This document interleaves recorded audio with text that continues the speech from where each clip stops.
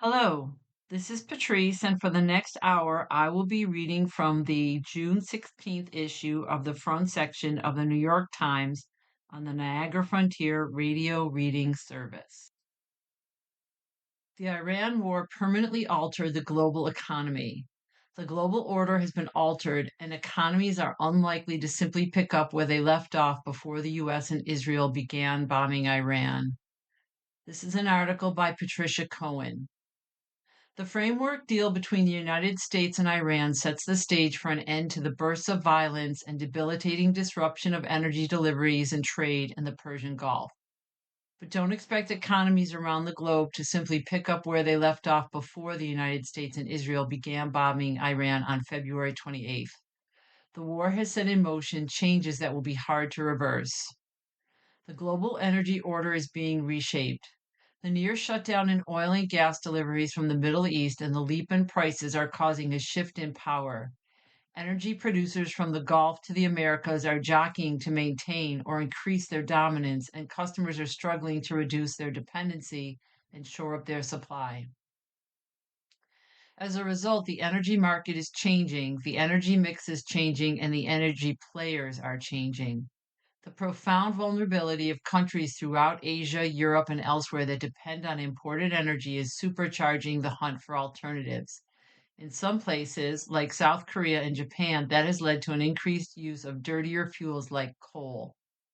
But over the longer term, this energy shock, the second in just 4 years, is likely to accelerate a transition to renewables like solar and wind, as well as nuclear power. Improvements in electric battery technology and efficiency make the shift more feasible than it was when Russia's invasion of Ukraine prompted a global energy shock in 2022, said Dan Walter at Ember, an energy research group in London. In many places, for instance, electric vehicles are increasingly affordable, and in April, wind and solar generated more electricity globally than gas for the first time. This is a big turnaround, Mr. Walter said. So, what was 5 years ago maybe barely competitive now is almost clearly cheaper. Investments in renewables have also become a better bet, promising returns in closer to 2 years instead of 30, he said. Relations among producers are also changing. The war heightened tensions between United Arab Emirates and Saudi Arabia and prompted the Emirates to leave the OPEC plus oil cartel. The impact of that departure will be fully felt only when oil production in the region picks up, but a weakened organization of the petroleum exporting countries, OPEC, could add volatility in oil markets. The split has also encouraged the Saudis to move closer to Russia. Vladimir V. Putin, the president of Russia, featured Saudi Arabia this month as the guest of honor at an economic forum in St. Petersburg. Russia, the second largest producer of crude oil and gas after the United States, has been strengthened in other ways by the war. The Trump administration temporarily lifted sanctions imposed on Russia, allowing Moscow to pump up profits from its oil exports when its economy is ailing. On the other side of the Atlantic Ocean, Brazil, Venezuela, Colombia, Argentina, and Guyana are building their oil production capacity as the world looks for alternate suppliers.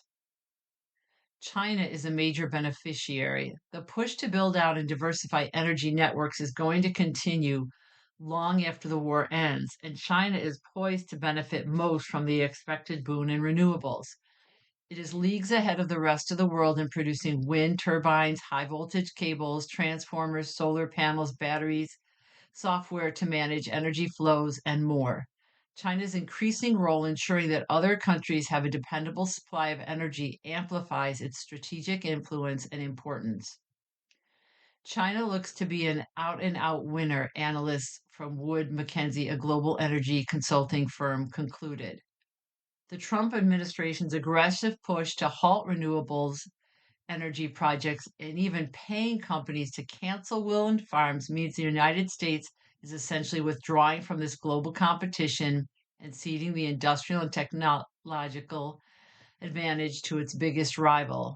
The economic advantages are reinforced by geopolitical ones. The war has deepened the wedge between the United States and longtime allies in Europe, providing another opening for China to enlarge its role as an international leader.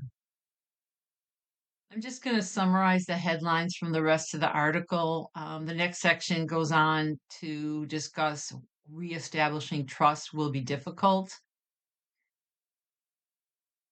The next section is the economy has been kicked onto a path of slower growth and higher prices. And the concluding our paragraph, the world economy is going to end up being more jittery, Mr. Gill said, and that is not good for long-term planning, investment, or growth.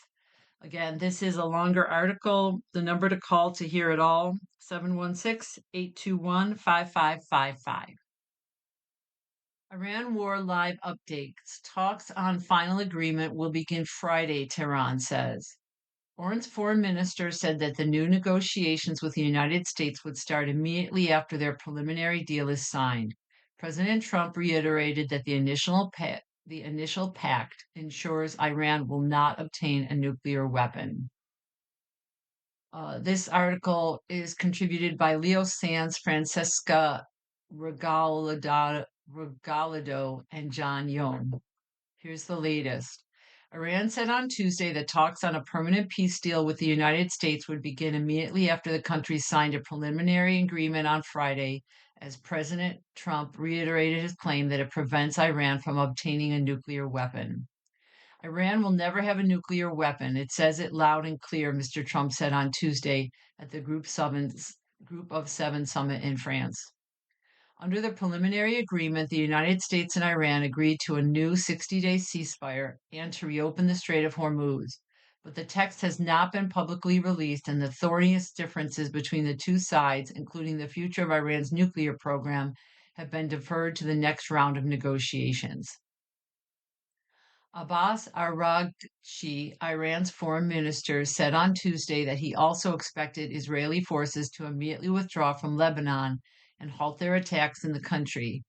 Israel has said its military would remain in Lebanon, where they have been targeting the Iran-backed Hezbollah militia, and it has continued to launch strikes since the U.S.-Iran deal was announced over the weekend. Mr. Trump urged Prime Minister Benjamin Netanyahu of Israel on Tuesday to be more responsible with respect to Lebanon, and suggested that Syria would be more effective at dealing with the threat to Hezbollah. There's no indication that Syria is willing to involve itself militarily in that long-running conflict. Mr. Trump has said the Strait of Hormuz would fully reopen starting Friday, but shipping companies have responded cautiously to the preliminary agreement, and traffic through the waterway, a crucial transit route for oil and gas supplies, remained minimal on Tuesday.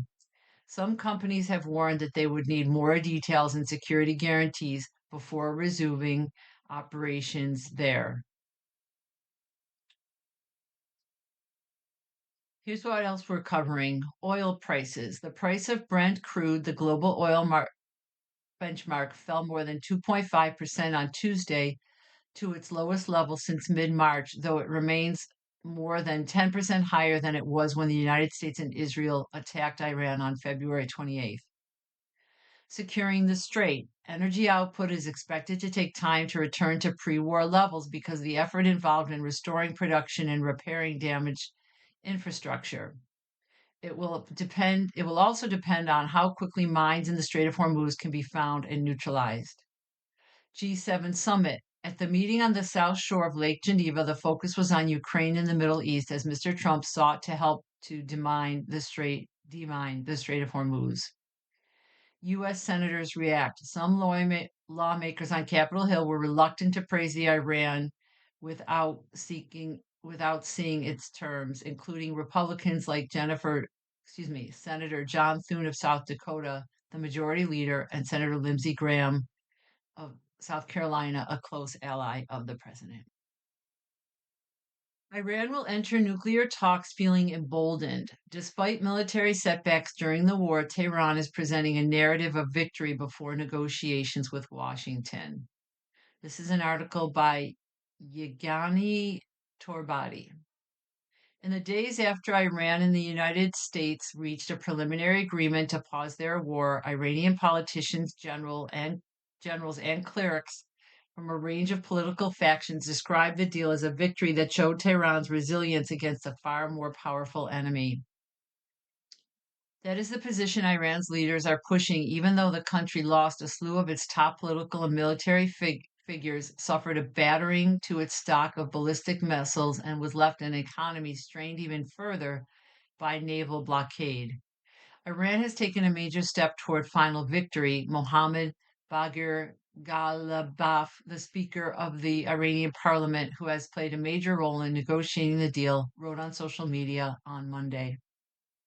As negotiators were nearing an agreement, Sadegh Amoli Larijani, chairman of a powerful appointed council that supervises the work of the government, wrote on social media on Saturday that Iranians had showed a renewed spirit of resistance and defeated U.S. Israeli plans to overthrow the Islamic Republic. Some of the backslapping is most likely aimed at presenting a united front both abroad and at home, where a vocal hardline minority has protested the agreement as a betrayal of those killed in the war. The comments also reflect a genuine perception of Iran's leaders who can point to the fact that the terms of the agreement, though still not fully known, will fall far short of what President Trump had previously declared as his goals in starting the war: total and complete victory for the United States and unconditional surrender for Iran. The style of Iran's leadership has also changed as a result of the war. Some pragmatic figures, such as the national security official Ali Larijani, were killed, while the Islamic Revolutionary Guard Corps, the military force that defends Iran's system of clerical rule, has consolidated power. The long-term impact of those changes is still to be seen, but the shifts raise the question of how willing the military, now even more powerful, will be to make serious concessions at the negotiating table. Mr. Trump's rhetoric also appears to be adding to Iranian leaders' confident tone. The American president has publicly excoriated Prime Minister Benjamin Netanyahu of Israel for mounting attacks on Lebanon that nearly derailed the U.S.-Iran deal, and he has described Iran's current leadership, including the supreme leader Mojtaba Khamenei, as pragmatists. On Tuesday, Mr. Trump said Iran's leadership was now rational compared to, in his view, the leaders who were killed at the onset of the war. According to Mr. Trump's account of the deal, Iran is to allow shipping through the Strait of Hormuz, a return to the status quo before the war. But in what is perhaps an indication of the leverage Iran feels it has, Tehran has indicated that it intends to charge ships for passing through the strait, which it did not do before the war. Iran is certain to be emboldened by this deal, said Mehrzad Borojerdi, an Iran expert at Missouri University of Science and Technology.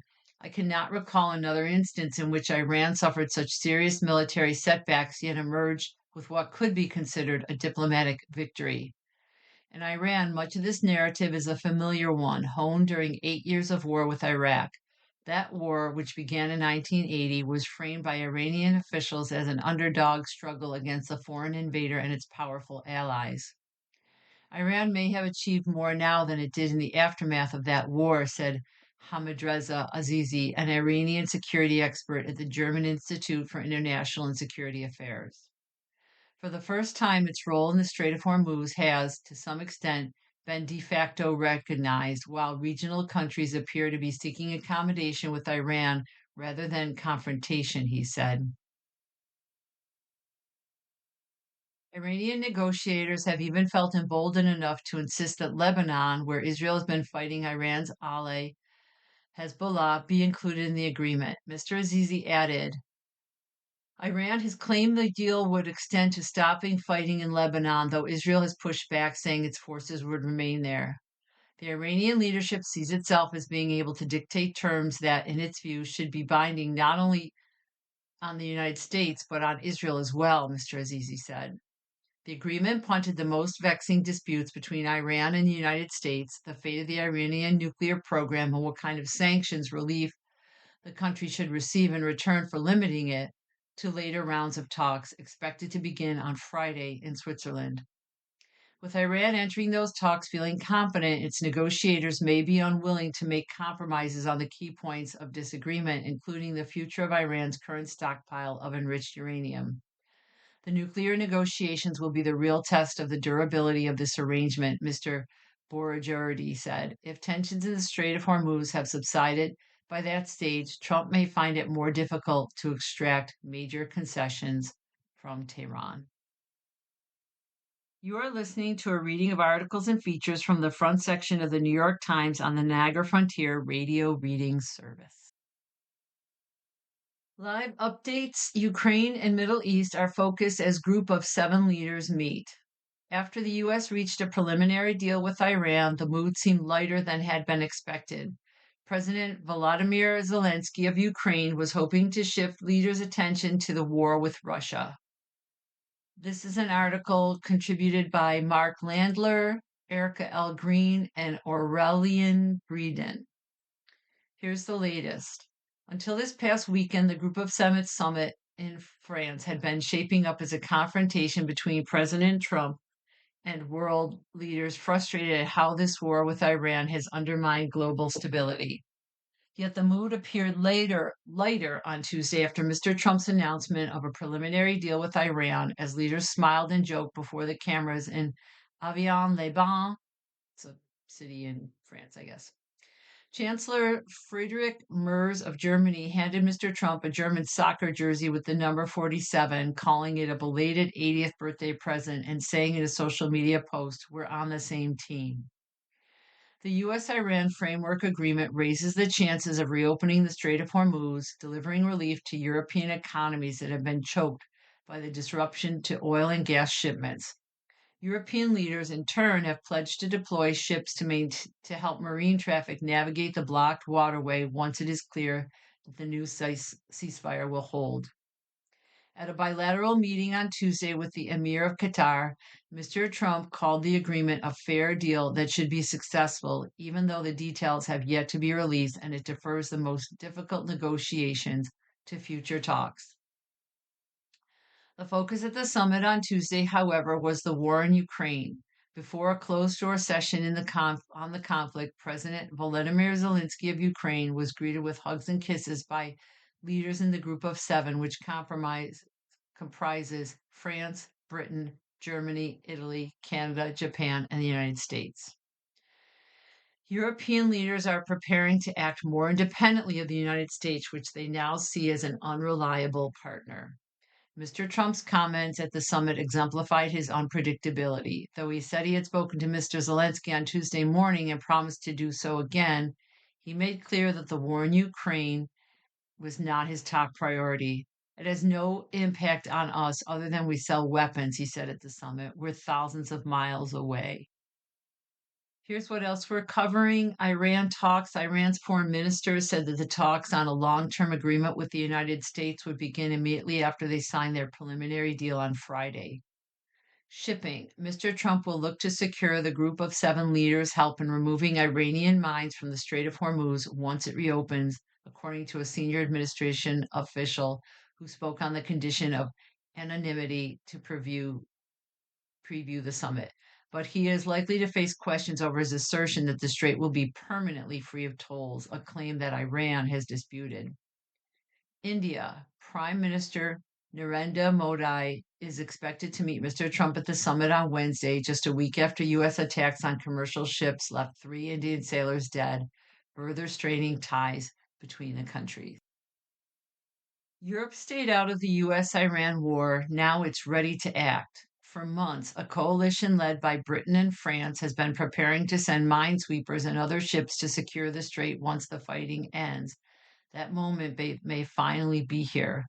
This article is by Michael D. Shear. European nations are poised to send ships into the Strait of Hormuz to protect shipping, but not until they are convinced that the new ceasefire between the United States and Iran is working. Italian minesweepers are stationed off the coast of Djibouti in East Africa. A German minesweeper and a logistical support ship are in the eastern Mediterranean. France's nuclear-powered aircraft carrier is a 2 or 3 day sail from the strait. Britain has sent a destroyer, the Dragon, to the region to be ready to help secure the strait once shipping resumes. France and Britain are ready to act very quickly, President Emmanuel Macron of France told a radio station Monday morning.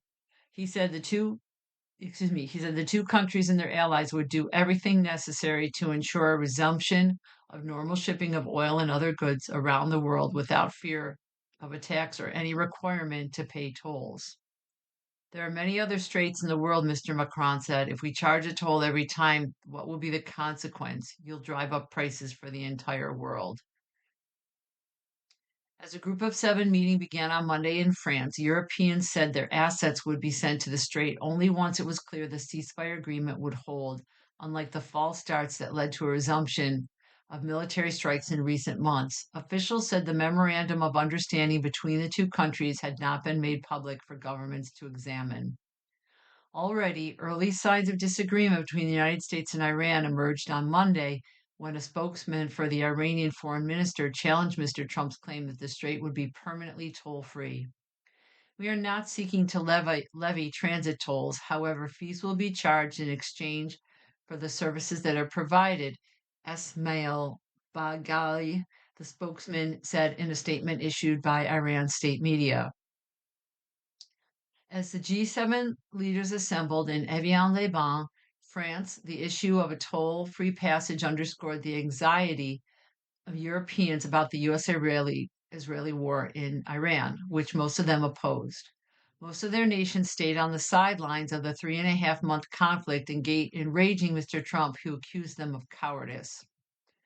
Britain and France instead assembled a coalition of nations that pledged to help ensure a long-lasting peace once the fighting stopped. But the details of what the coalition would do, how much risk it would take, and how long the militaries would stay in the strait have not been publicly stated. Those questions are becoming more urgent as it appears that the time may have arrived for Europeans to be making good on their promises.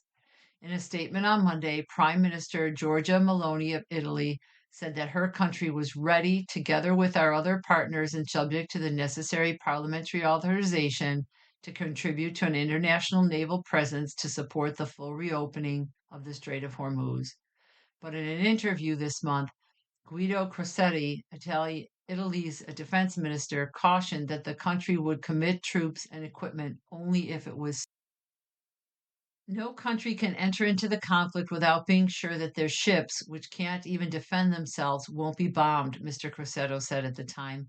Minesweepers aren't warships, they're ships which are used for demining, so it must be certain that no one will attack them. On Monday, European foreign affairs officials were gathering in Luxembourg, where one topic brought up was Operation Aspides, a European mission started in February 2024 to protect commercial vessels in the Red Sea from attacks by Iranian backed Houthi militants in Yemen. For months, European Union officials have floated the idea of expanding it to help with the situation in Hormuz once the fighting stops. Kaja Kallah, the European Union's top diplomat, said at a news conference on Monday that the ceasefire announcement by the United States and Iran was a potential breakthrough. But she said that Operation Aspides, sorry, I'm not sure how to pronounce that, would remain focused on the Red Sea and that the Franco-German coalition then will operate in the Strait of Hormuz. She said that the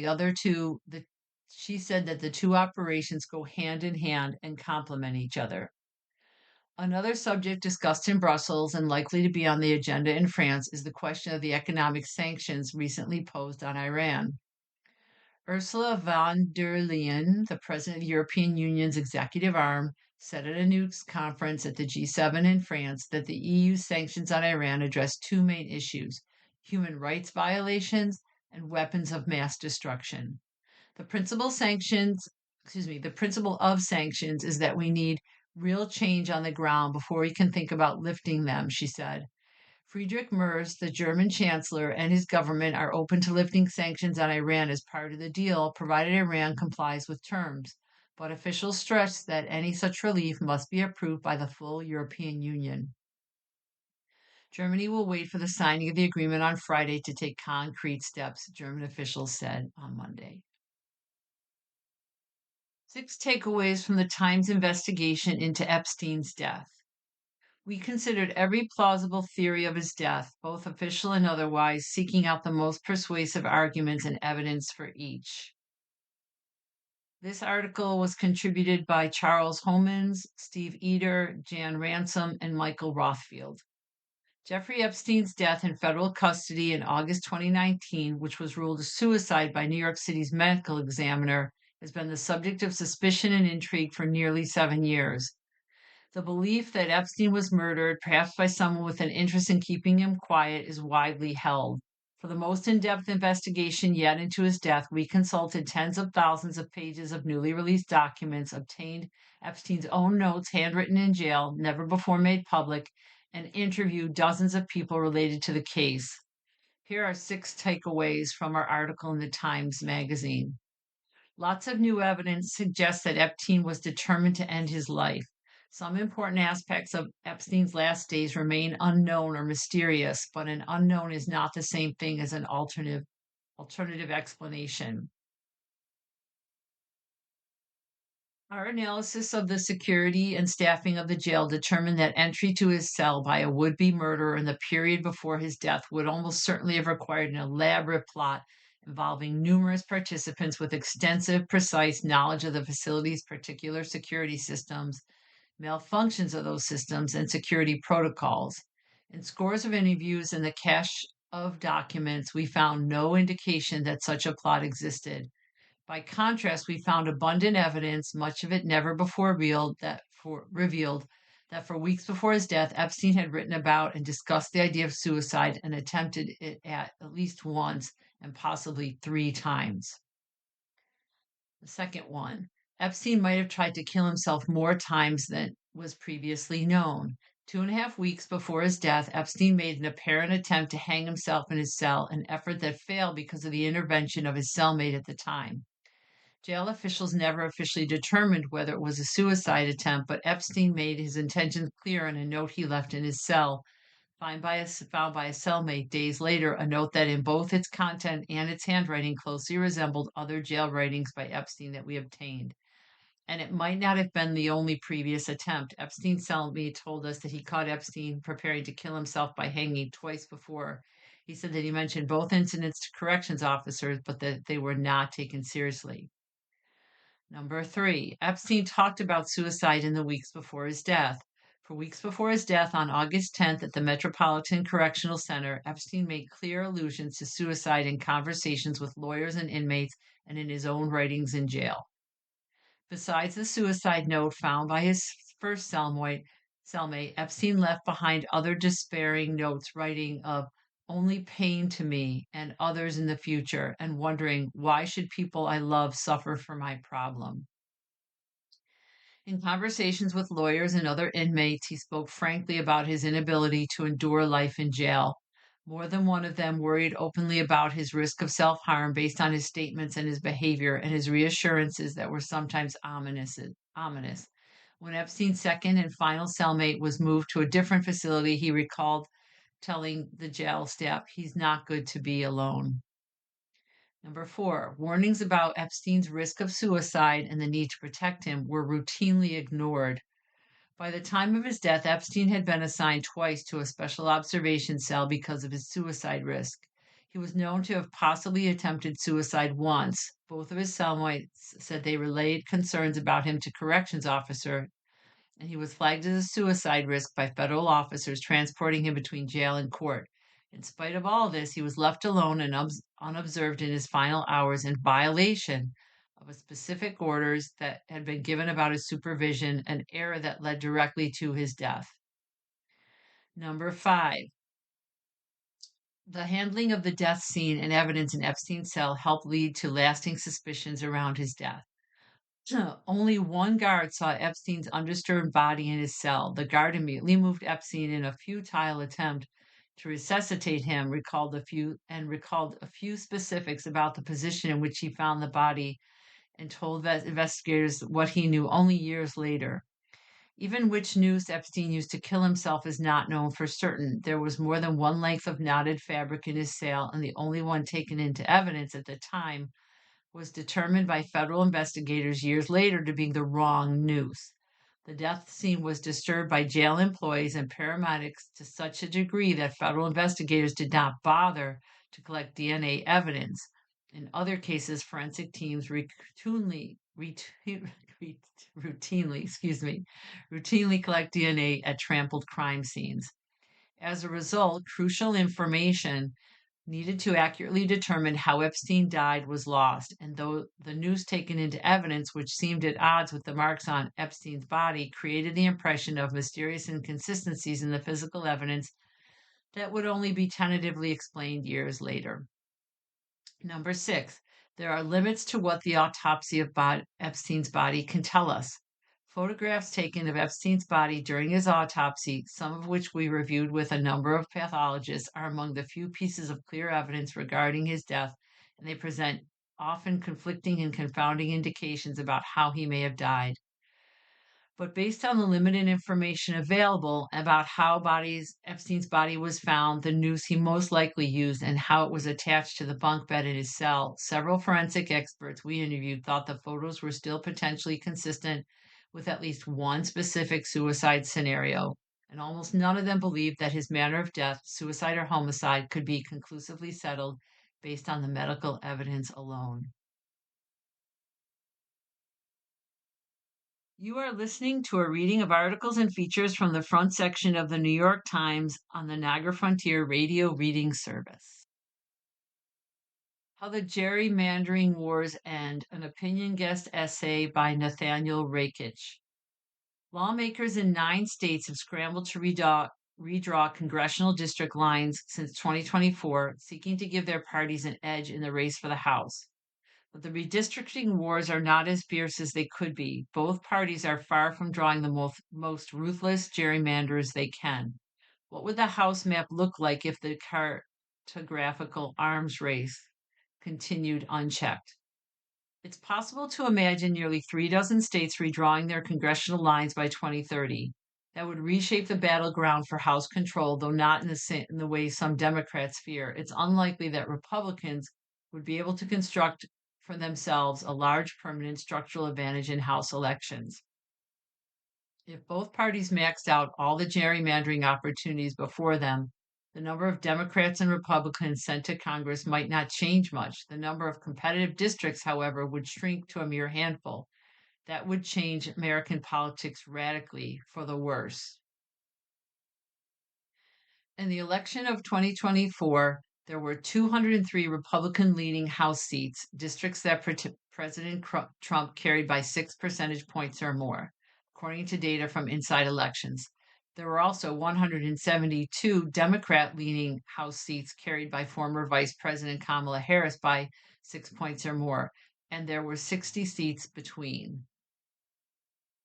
The House map today. Since 2024, 10 states have redrawn their congressional maps. As a result, in this year's midterms based on the same Trump-Harris results, Republicans have a 215 to 172 advantage over Democrats with 48 swing seats remaining.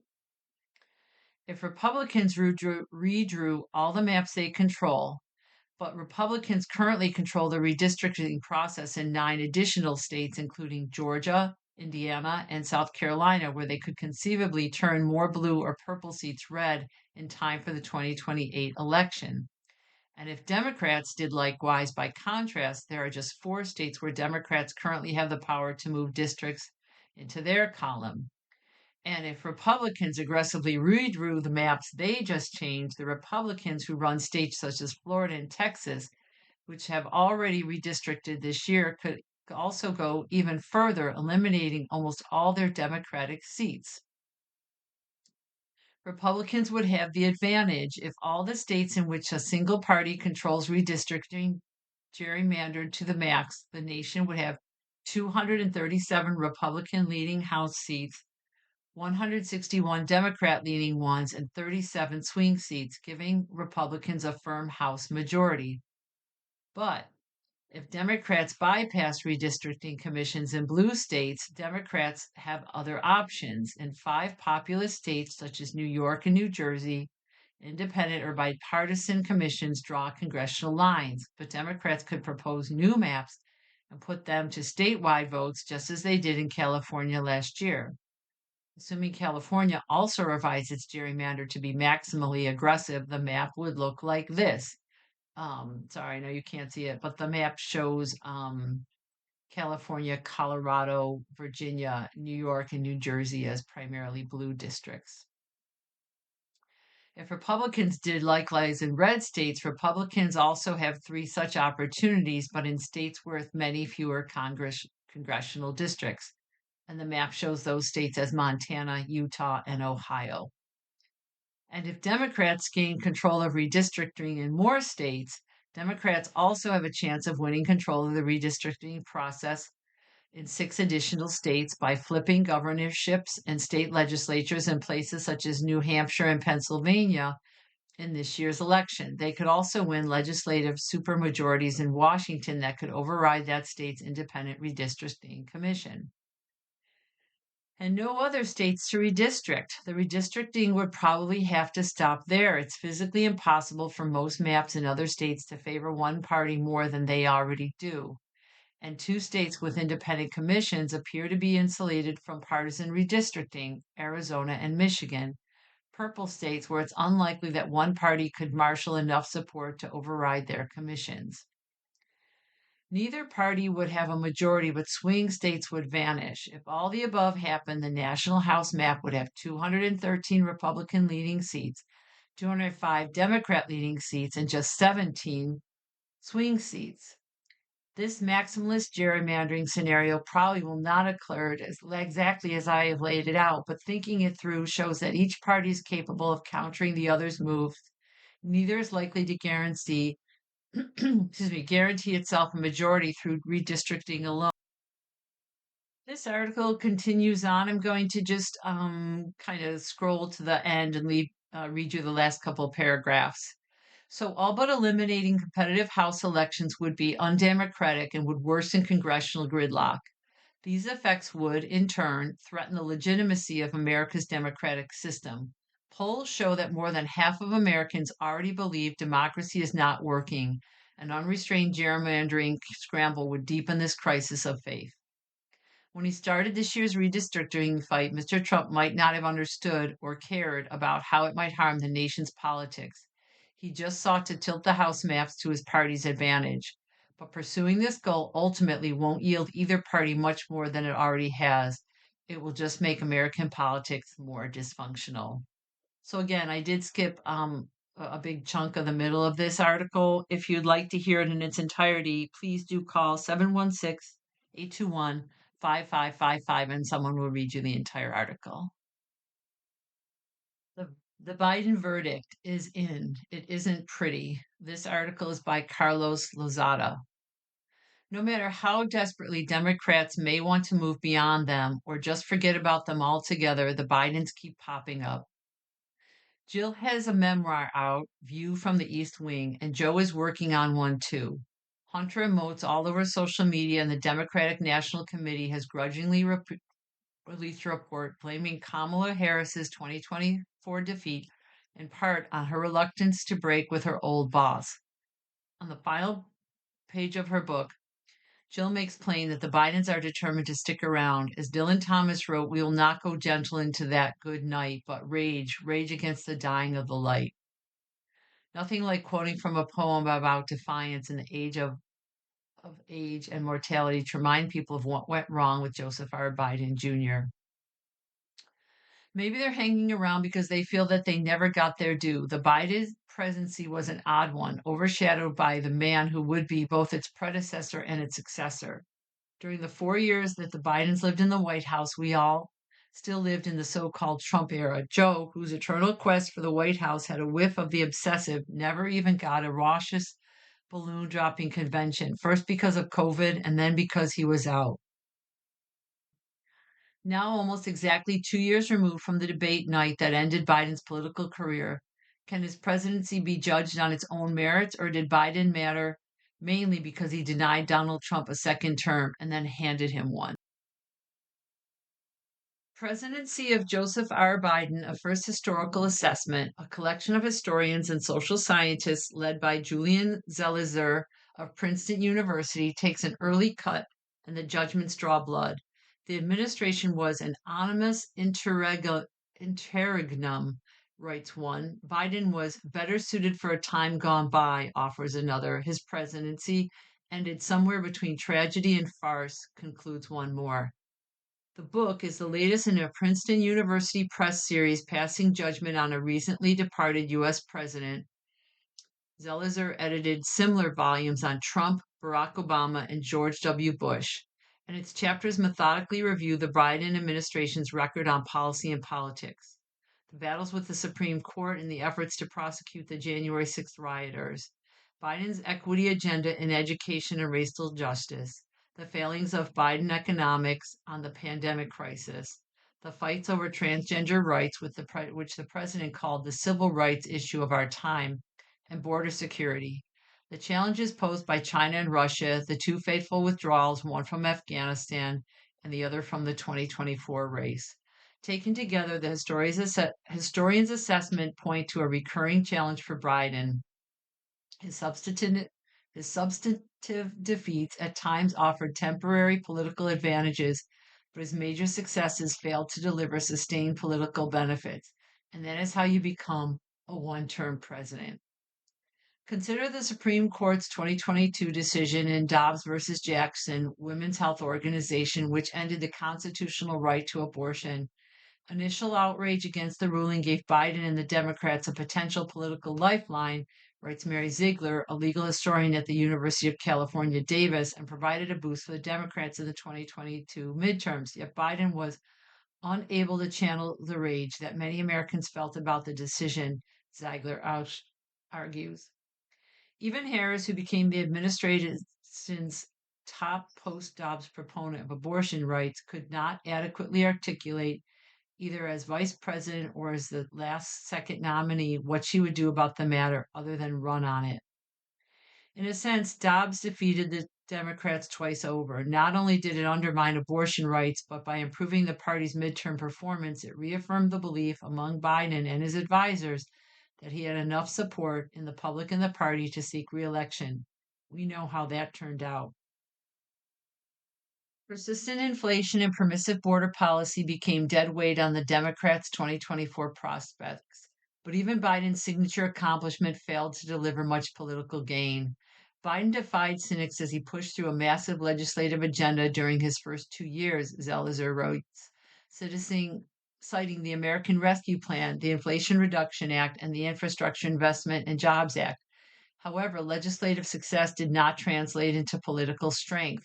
His ambitious climate policies likewise failed utterly as a political strategy, writes Paul Sabin, a Yale historian, and yielded few political benefits in the 2024 electoral campaign where climate change was barely mentioned. Politicians' consistent compulsion to blame the gap between policy and victories and political support simply on poor communications, or worse, poor messaging, is a bit too pat, both self-serving and self-exonerating. If only they knew about all the great things I've done. But Biden, who by his late term had become among the most inaccessible presidents in modern history, Timothy Naftali of Columbia University writes, did himself few favors on that front. He did not just fail to tout his achievements, he seldom even tried, Michael Kazin, a historian at Georgetown, complains. On education policy, Biden's lack of a declarative, coherent message largely ceded to his opponents the upper hand in defining his education legacy, writes Natalia Melman Petrezza of the New York School. Excuse me, that's the New School. As this article is quite lengthy, I'm going to fast forward to the end to just kind of summarize it. In View from the East Wing, Jill Biden tries to clarify the Bidens' resolve to create a new beginning for the country after 4 years of toxic politics, she writes. They hoped Americans would remember how good unity felt, and she asserts that the country was a kinder place with her husband in the West Wing. Even accepting this platitudinous mission statement, the new beginning barely got started. The good memories remain distant, and a kinder America feels ever more remote. The soul of America, if Trump were the measure, had not been saved, Zelizer writes in the Democrats' loss of 2024. Biden had failed to fulfill his fundamental promise. But failure does not always mean departure. As Dylan Thomas wrote, wise men at their end know dark is right, yet the Bidens still rage against the dying of the spotlight. If you want to hear the entire article, I did skip some of it because it was lengthy. Please call 716-821-5555. You are listening to a reading of articles and features from the front section of the New York Times on the Niagara Frontier Radio Reading Service. A garish spectacle of American decline. This is an opinion by Michelle Goldberg. Only the hackiest screenwriter imaginable would script America's decline this way. Think of it. On our 250th anniversary of our country's founding, America's increasingly senescent president turned the White House lawn into a tacky, bloody gladiatorial arena while capitulating to Iran. Mike Judge came close to imagining some elements of our debasement in his 2006 satire Idiocracy, which depicts the United States led by a professional wrestler whose middle name is Mountain Dew. But if Idiocracy captured something of the vibe of Donald Trump's reign, it was both too early and too lighthearted to nail the sordid specifics, which on Sunday included the fighter Josh Hokett standing in an octagonal cage wrapped in crypto ads calling the former First Lady Michelle Obama a man. It is, to be sure, a good thing that the war in Iran appears to be over. Once Trump had dragged America into a quagmire, there was no prospect of ending the debacle on beneficial terms. Contrary to the caterwauling of Iran hawks, the deal Trump reached isn't the problem. It's simply a tacit acknowledgement of a defeat that was already baked in. Still, it marks a moment of American ignominy.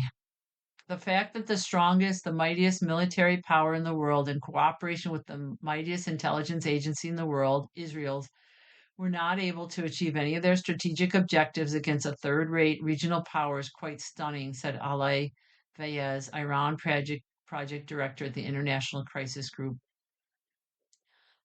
Details of the memorandum of understanding between the United States and Iran are still emerging. The White House has said the text will be released in a day or two, but it appears that its main accomplishment will be to open the Strait of Hormuz, which of course was open before the war.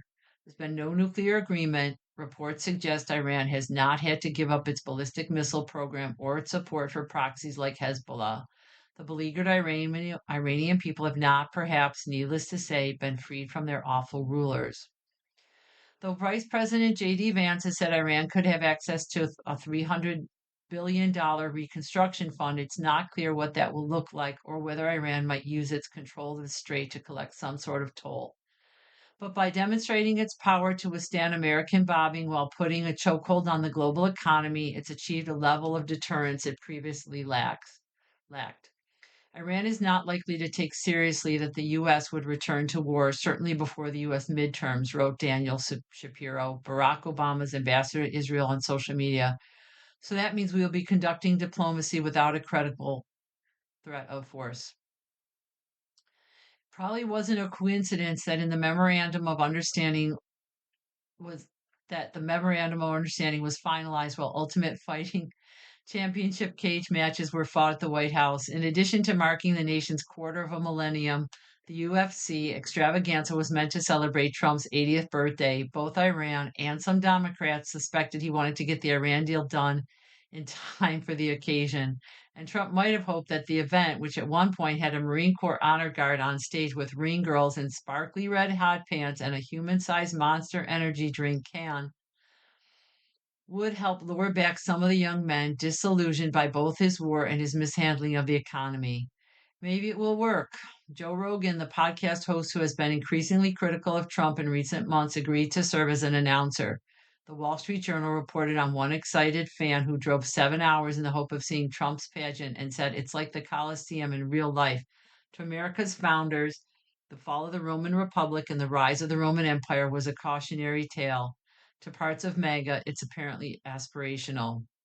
But to everybody else, the confluence of America's failure in Iran and Trump's Tamu Coliseum should paint a clear picture of decadence, rot, and weakness trying to conceal itself behind macho quiche. This kitsch, I think that word is. This is an administration capable of immense epic destruction, but unable to create much besides spectacle. The, The conservative writer Mark Theismann tried to depict Trump's lurid festival as a sign of his demonic spirit, opening the White House to the sort of people who go to motocross rallies and monster truck shows.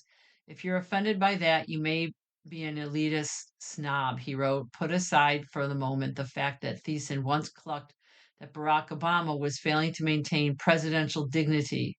By this standard, that UFC brawls, which John McCain once called human cockfighting, belong in the White House because lots of Americans like them, there can be no standards.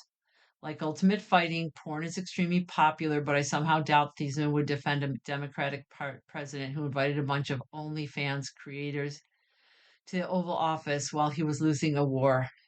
It's tempting to mention bread and circuses here, except there's no bread. On the contrary, Mr. Trump and his allies monetized Sunday's program. In March, Trump obtained shares in the UFC's parent company, and to watch the show, members of the public needed a subscription to Paramount Plus, controlled by the Trump ally David Ellison, who bought CBS and then made it friendlier to the administration. Rather than a gift to his restive base, the event was another example of the administration selling America for parts. In the lead up to the fight, UFC's Derek Lewis, who'd later be knocked out by Hokett, told the Journal he felt he was participating in something historic. This is one of the events they'll be talking about 100 years from now, he said. He could be right, but not in the way he thinks. Someday, someone might write, or more likely film, an American version of Edward Gibbon's The History of the Decline and Fall of the Roman Empire. Its maker will want to include a scene of the 92-foot steel claw towering over the White House while somewhere inside the building, people scramble to figure out how to sell a foreign policy disaster as a great victory. Warsh faces tenuous balancing act in first Fed meeting as chairman. Elevated inflation and the specter of rate increases will greet Kevin M. Warsh and his debut as chairman of the Federal Reserve. This article is by Colby Smith. Kevin M. Warsh is no stranger to delicate balancing acts, having helped formulate the Federal Reserve's response to the global financial crisis as a governor more than a decade ago. But the tightrope that he must now navigate as chairman of the central bank is particularly precarious. Mr. Warsh, just weeks into his tenure at the helm of the Fed, has inherited a multitude of economic challenges. A deal has been struck to end the war with Iran, but the energy shock caused by months of tension has lifted inflation to its highest levels in 3 years. Officials at the central bank appear at odds over the need to more openly consider raising interest rates. And uncertainty over what message Mr. Warsh, who has called for regime change at the Fed, will send at his first news conference on Wednesday has kept financial markets on edge. A decision by Mr. Warsh to downplay price pressures and talk up rate cuts would generate significant pushback from several of his new colleagues. It would raise questions about his commitment to eventually returning inflation to the Fed's 2% target. Talking tough on inflation and keeping open the option of rate increases would help to burnish his credibility, but risk angering President Trump, who has not wavered in his desire for lower interest rates. Mr. Warsh's pledge to recast how the Fed communicates adds yet another complication. He thinks policymakers should speak less frequently and resist providing signals about what the central bank might do next with rates. This so-called forward guidance boxes the Fed in, Mr. Warsh has argued, making it harder for central banks to pivot if necessary. Mr. Warsh will do his best on Wednesday to avoid providing a steer in either direction, an approach that risks injecting an added dose of volatility into markets already bracing for a rate increase around year end. Just given the novelty of the moment, because it's Warsh's first press conference, there's really a lot of scope for what you might call a market misinterpretation of his message, said Chris Dowsey, head of economic research at the D.E. Shaw Group, a hedge fund. It's going to take some time for the market to really get calibrated on his communications. Warsh's debut. The Fed on Wednesday is set to hold rates steady at a range of 3.5 to 3.7%, between 3.5 and 3.75% for a fourth straight meeting. The policy statement that will accompany the rate decision is likely to scrap what officials have described as an easing bias, a stance that suggests a rate reduction is the most plausible next move. It generated significant opposition at the last meeting in April. What will be hard to immediately discern is if the changes to the statement reflect growing support within the Fed to consider rate increases or if it is simply a byproduct of Mr. Warsh's longstanding objection to forward guidance. The statement on Wednesday will be accompanied by the dot plot, which aggregates what all 19 policymakers surmise will happen to rates over the coming years. The central bank also publishes what it expects to happen to inflation, unemployment, and growth over that same time horizon. One of Mr. Warsh's first decisions as chairman revolves around whether he will provide his own projections. Opting out of the process would align with his past criticism of the dot plot and his vow to lead a reform-oriented Fed. It would also help to shift the focus away from what Ellen Mead, who was a senior advisor to the Fed's Board of Governors until 2021 and is now professor at Duke University, described as the ridiculousness of microscoping the dots.